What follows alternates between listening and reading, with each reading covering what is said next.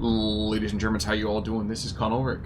And I'm Angrew. Hello, hello, hello. And folks, we are back to the TDT, the Terrible Divisions Tournament in Steel Division 2. Today we have for you on Autobahn Sir Holle, who, Rang? On the left-hand side in blue, we have Emperor Nate playing Skijaeger, and Jack playing the 4th Mountain Romanian Division.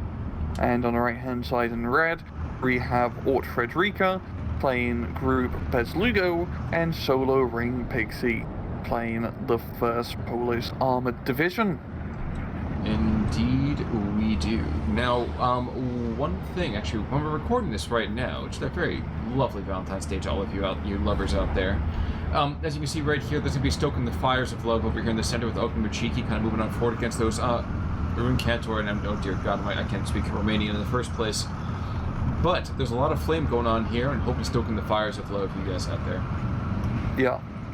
In the meantime. But yeah, I do love this use of smoke immediately at the start of the match. It's definitely good seeing some lovely smoke play, and it's definitely worked out for the Axis here, as they're managing to get into positions. No, forgot to mention team names. Solo Ring and Ort Frederica are team Mosin-Nagant, and Emperor Nate and Jack are team The Best. That is their name. It's just The Best. The best drop, that's up to you to decide. Probably ST2 players, they're hoping. Indeed. Well, you see right now that Emperor Nate and Jack says, you know what, we don't really like the Polish very much, and they're pushing them back here in the center, definitely taking out that kind of initial Autobahn. It looks like the earlier setup here is actually going over to the Axis. Yeah, they're actually getting some pretty key engagements, especially in the central town position. Once you capture that, you're in a pretty good spot. I mean, up north, he's pushing into the forest here with a lot of pioneers, some T-34s to try and clear things out. So, a very aggressive play, which is, you know, understandable. Both Axis players, Team The Best, are using Vanguard income, while Team Mosin-Nagant, only one of them is Vanguard. The other one is, I believe, V for Victory. That sounds about right. I'm just kind of getting fixated down to the south. As I was saying, you know, the Axis has themselves a rather good position. Down south, I mean, there's just half-tracks galore. And yes, to be fair, there are still Pack 40s, and there's even the Breda 47 mil. So it's not going to be all sunshine and roses over here for the Allies. But, definitely an opportunity. Yes, sir? Yeah, we're seeing more smoke once again in the southern position, but I feel like this is more gonna benefit Solo Ring Pixie here, so he can move up to Trotsky's. Oh, we're seeing a half-track push around the corner. It's just like SD44 here, half-track leading the way. They're gonna take some anti-tank firepower for obvious reasons. Well, I was gonna say, and just like SD44, it gets completely, totally blown to shreds. Yeah. I really do like he's playing the ST-44 style, using Hurricane to strafe the everlasting crap out of anything that dares shoot at his Polish forces. Which is mildly amusing when all is said and done. But these Pioneeri down here, down to the south, gonna get picked up by the Druzhna Bren group and the Strelkis eventually, of course. Yeah. Now, one thing you might have noticed is that the Axis side is going heavy in terms of potential airplay in Phase A. Whether or not we'll see that, of course, is a very, very big difference. But Allies, actually, I guess the Poles and Bezuglogo are both looking at earlier flirtations here. So I don't know. I'm kind of fascinated, not just because we're going to see the 4th Mountain. It'd be interesting to see how they're going to use air power, because we've seen in the previous 2 matches for this 2v2 tournament, there's been a lot of airplanes in the sky, so absolutely. Be interesting if that will continue to be a trend. Absolutely. We're getting an attack beacon over here, so I'm wondering if we're going to see some blind strafing or what the deal is going to be. I know down to the south, that Pack 40 just continues to pay for himself and then some. So geez, good lord, he's having no issues whatsoever. Yeah, that's in a very good position to just pretty much shoot anything that dares comes across the field or down the road, yeah, so he is getting pushed back down south as Solo Ring is continuing his push very aggressively, very Polish, you know, 1st Armored style, of course. But he should be able to keep hold on to his side of the hill at least, as you don't want to get completely pushed off it, but the Hurricane straight from Pike 40 is not doing him any favors. I'm not sure I understand this B2, Colin. Same. He has no anti-air, he has no fighters, and he's probably not going to have a B2 very shortly. Yeah, like, yeah, it's gonna be dead. There's no way. That Mustang should be more than enough to kill that duck. Yep. That was not a good trade. Not at all. Didn't even get to fly over the enemy front line. Got shot at home base, essentially.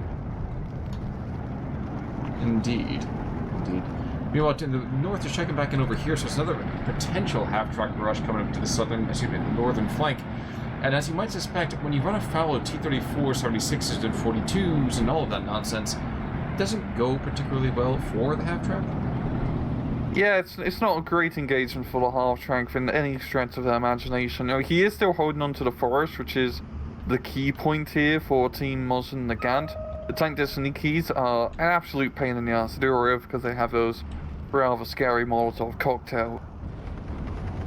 Certainly does seem to be the case. I'm sorry, I'm fixated on this Tiger that's just getting bounced to death. Of course, we're talking about the T6 Tigers over here on the... What's it? Holle, is it? Or the Bezuglogo? It's Bezuglogo, yeah. So don't expect to see too much from them, but all the same, those guys can definitely be a force multiplier, definitely able to take out a T-34-85. So voids of material, quite devastating early on here.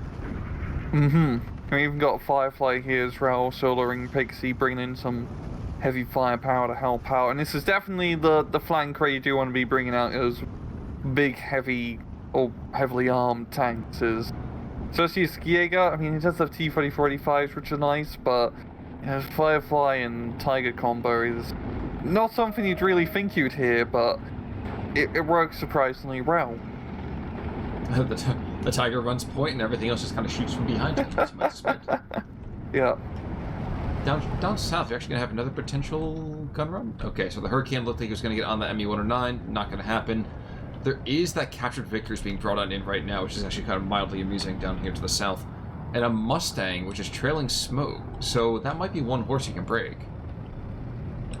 And he's not going to take advantage of it. No. Nope. But it's looking very good for Team the Best. So 15-9, well, got taken back down. Even though they're having a sketchier time on the flanks, the center position is pretty much completely under their control, almost. In the central forest area, there's still one flag under Mosin-Nagant's control, thanks to all the strokey DPs, but it's really just a matter of time before they get bombed to hell by the Messerschmitt 410. Which, yep, that will do it. Well, I mean, and that's the right call, though, too. Like, that's exactly what you need to do. Mm-hmm. Push the center, split them in two. Yes, sir? This is going to be a very much a pain in the ass to deal with for Team Mosin-Nagant. Because once you lose the central position and lose those forest positions, it's very hard to push back in there. It's a bunch of open field between you and the enemy. All Team the Best has to do is slap in some Pack 40s in the forest and call it a day. And when your enemy donates some things to you, I gotta see probably one. Oh, I thought that the ME-109. I thought one smoking one might push off. But the IL-2 makes it out to see another sunshine. Yep, and the Northern Forest is now back under Axis control. The T-34 is pushing through, and they're in a very good position. Once again, in the position that they are, they can pretty much deny reinforcements heading into that Northern Forest, which is the ideal circumstance, really. Definitely going to be a hassle, though, when we get those the SU-76s. I'm not sure why I thought PT-76 made absolutely no sense. The three triple SU-76s up to the north, those are, of course, are the ones that basically have the ZIS guns and are roughly anti-tank guns, but also are the anti-tank and everything, so it's awful. Yeah, these are like the anti-tank versions of the SU-76s, and then there's the artillery run, which has smoke shells instead of APCR. They can do decently against T-34s. I mean, they do have the APCR shells, which I'll pound quite a lot of him, on all things considering, but just the amount of firepower here, as well as the Tigers and Fireflies, I feel like he's going to be able to get a foothold back into that Northern Forest, because the Emperor 8 here doesn't really have a lot of anti-tank to really deal with all these Russians' Polish tanks. No, he's got stuff in this. For example, like he's got that Pak 38 in the center. That's just a 50 mil cannon that theoretically has the potential to kill something. Yeah. Now he's dead, but the APCR definitely causing some hassles over here early on against some of those potential positions for him. Yeah. And the Pak 48 also has a good shot of blowing up those tanks eventually. You know, those Tigers and Fireflies can only take so much punishment. True. Yeah. True. Northern flank is falling back into Russian control, or at least the Aztec Allies control. Jeez, not sure where my head is at today. But Cherno's moving on in. Those guys can be, you know, thrown into the fray and get kicked out right exactly the same amount of time. Yeah, but they're good, they're cheap, and you can get a lot of them, so they're not terrible. The Su-76s are definitely providing some rather useful fire support. They still can shoot in an artillery fashion, which is pretty useful. The IL-2 is going to really finish off that Sturm Fusilier. He's not going to be Sturming or really Fusilier much anymore. Forgive me, I was looking down to the south. These Vickers come in trying to go and strafe these ground targets. And again, one of those things that we've gone back and forth upon about the necessary sanity of anti-aircraft positions taking so much extra firepower, but you know, what have you. It's always like the... Sorry, go for it.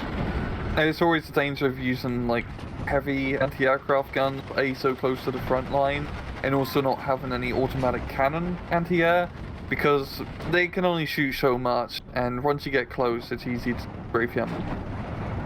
Well, this Mustang's gonna die. That was ahead, and then the Hurricane's gonna die too. That was really strange. ME-109. Messerschmitt dies. I will trade 2 of my fighter aircraft for 1 of yours. Oh, sorry. Yeah, it's definitely worthwhile. Indeed. Martyr 2 in the meantime, just to the north. Both. Jeez. We got a Sherman 5. And finally hits the broadside of a barn.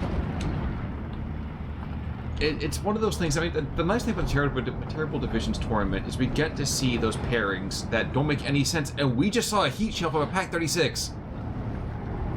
What? I'm sorry. We saw one of those lovely short-range shells with basically the Panthergranate on it. I love it. Oh wow! The little he shot like... He's gonna die. He shot like 3 of them, which is unheard of. They only get to usually shoot never, so that is extremely impressive.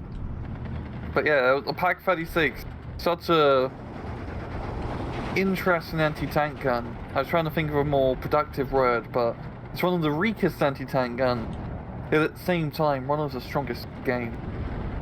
Oh, you mean, I don't know. I think one of the weakest really has to be this Breda 47 mil. I'm sorry. Like, yeah, it's barely an anti-tank gun. It's not even a pop gun. It's like somebody took a champagne bottle and said, "Aha, kill that tank." Like, it doesn't work. Yeah, it's... I mean, it has more high explosive shells, but even then, 47mm high explosive is... I mean, it has a fast rate of fire, to be fair, so it's not terrible, but it's not great either. It's just, you have it. We're seeing lots of smoke in the center. Once again, I can't shut up about good smoke play, but it's definitely helping out and, you know, trying to limit that Sherman being able to shoot stuff, so he still has an angle on some of the infantry. But overall, I mean, it is back to a trove troll. Mosin-Nagant has managed to even things out, because they're bleeding pretty hard. And heading into B phase, still not looking great for them, economically speaking, but we'll see if they'll be able to survive, or maybe even thrive a little bit and take some territory. And that's definitely not going to happen in the center, because very heavily defended. Oh, certainly true. Certainly true. Sorry, I was watching the drama in the air as IL-2 took a deflection shot from ME-109, who then bounced and tried to get out, and there's this whole thing. It's just back and forth. It was dreadful. Yeah. I do like how Team Mosin-Nagant has managed to retake a little bit of the forest in the center, mainly getting that flag back, which is a very vital position to at least try and keep a hold on. you really don't want to be losing that forest, so it's good that you did manage to get it back. And it seems like they're going to be pushing again to take the other run. And it seems to be a real big misplay here from Team the Best. As they don't have any anti-tank guns or real firepower here to try and negate his armor and infantry getting too close, because the Skijaegers can't do anything. Oh yeah. Forgive me for cutting you off. Oh, yeah. That's No, exactly yeah. with the Sturmpanzers moving in for one. So they got the captured KV-2s. But on top of it, too, you notice that there really aren't that many Tigers anymore. That's because all of them have been poached by these mortars. Yeah. And that is fine, I was talking too much then, but yeah, holy crap. That's a lot of armor. But is it going to pay off? They are managing to push back into this northern forest, but yeah, the Russians don't have that much, or the Russian Polish don't really have that much yet. They have some Su-76s and T-34s, but that's not a lot compared to this much German armor. I mean, we do have the airplanes which are starting to bomb a bit, but yeah, we'll see how it goes. But also, the Zisses, despite the fact that they are devilishly effective, are getting pounded into the dust by the KV-2. And the airplanes are not going to get in any closer. As you see, we have a pair of SDK FZ-10-4s moving on in as well. So the 20mm pop guns, yeah, those are the autocannon anti-air you were talking about before. And AAA at that point, it's going to be so heavy they won't even need to fly. They can just kind of walk across what's going to be going on. The first perspective push happening by these martyrs to the north, and I'm kind of fascinated to see how this goes, because I can't imagine that they've got great... The optics, I mean, it says always good optics, but I'm always so skeptical. Yeah, I'm not going to be able to really spot the Zis guns, of course, in the forest, but T-34s and the Su-76s out in the open, they do have a pretty good chance. It's still going to be sketched, as they're going to take a bit of time to aim, as they don't have those turrets. So he might lose one or two popping around this corner. Of course, if he has the Sturm maybe not. And his E-30-45, yeah, one's freaked out, but yeah, another kill here. That's one kill right there. It's already paid themselves off. They've paid themselves actually already. Yes, they have. Yeah, the Sturm Panzer and T-30-45 definitely helped out, just drawing fire. But Sudmar is dead. But still not a terrible engagement for the Axis, yeah. Managed to knock out most of the Russian armor in the vicinity, but the main thing is that Mosin-Nagant still has green out forest, and they're still holding the flag. True. Looking elsewhere though, the decreased presence, let's call it to put it mildly, does mean that the central position is much more absent any kind of armored vehicles. In fact, I just saw the Firefly go down over here courtesy of that captured KV-2. So that guy, quite a traitor to the cause. And just causing so much hassle. So much. Yeah. There's very weird alliances here going on. I mean, you've got a Russian, a Polish, a German, and a Romanian all in the same match. It's just why I love IL-2 to the north going into 4 anti-air guns. Is he gonna drop? Nah. Oh. There really should have been no way until he ever should have dropped it. Yeah. It was 20 mils are just enough to keep that KV-2 alive. But the IL-2 was going to get out. It's an IL-2. They're pretty much indestructible. But it's looking pretty good for Team the Best. So 14-10 right now. And they're managing to retake a bit of the southern side, getting the flag importantly. You're absolutely right. Actually, I haven't focused on that quite a bit of time. But as you might suspect, I mean, down here, Martyr 2's trying to make their presence felt. And this is a little bit harder to play, really, that armor game. This is an area of ambush marauders and you know, these infanteristi over here with the 149mm Panzerfaust. I mean, that's what you need down here. This is not a vehicle play. Vehicle play is over here in the center, where everything is just dying. Yeah, it's pretty dangerous, of course. I mean, the Shermans do.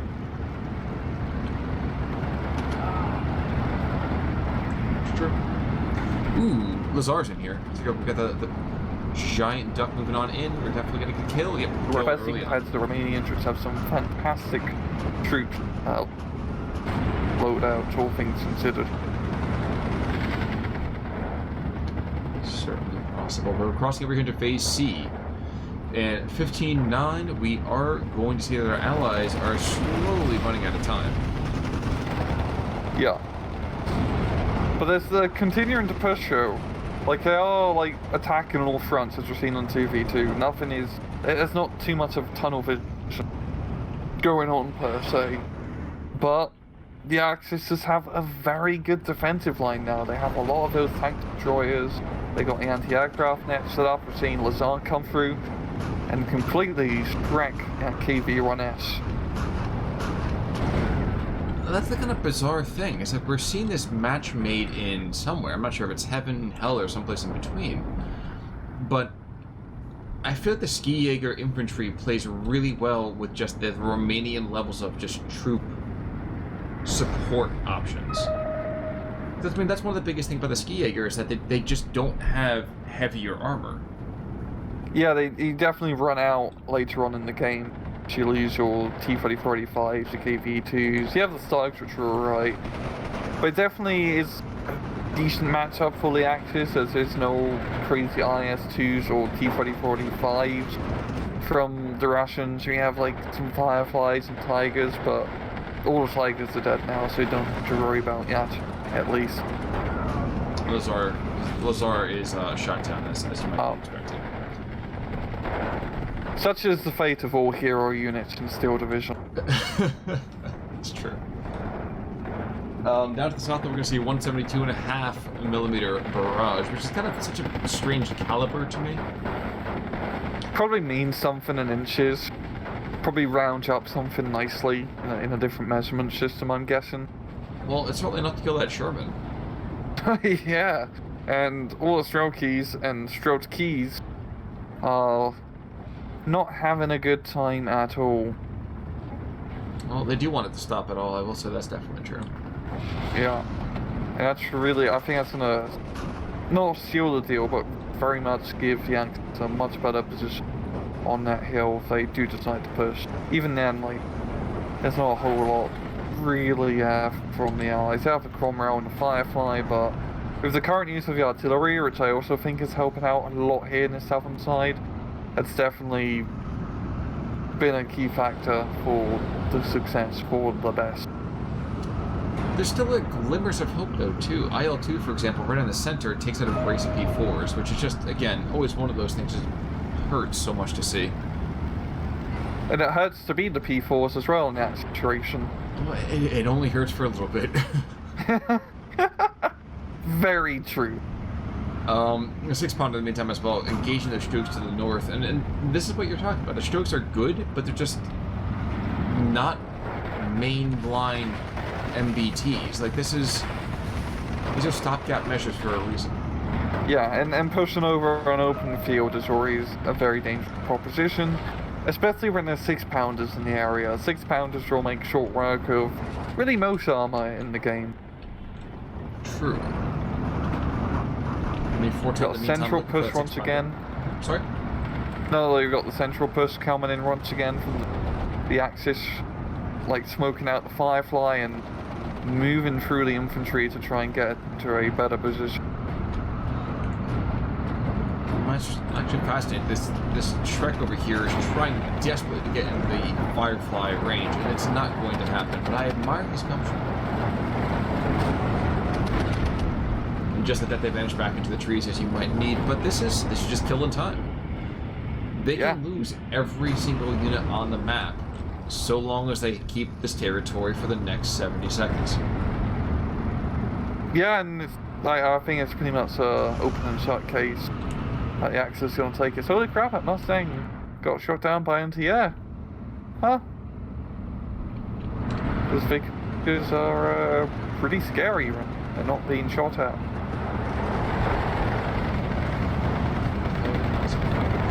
Watching as the IL-2 goes after this poor innocent little Strep Skijaeger, dropping thousands of pounds on him. And we got a second one coming in as well. But I feel like a lot of this match really came down to like the infantry and the Axis infantry definitely came out on top. Skijaeger not running into, by also getting a quick victory, not running into the traditional issues of running out of Skijaegers. Stories, pain in the butt. True.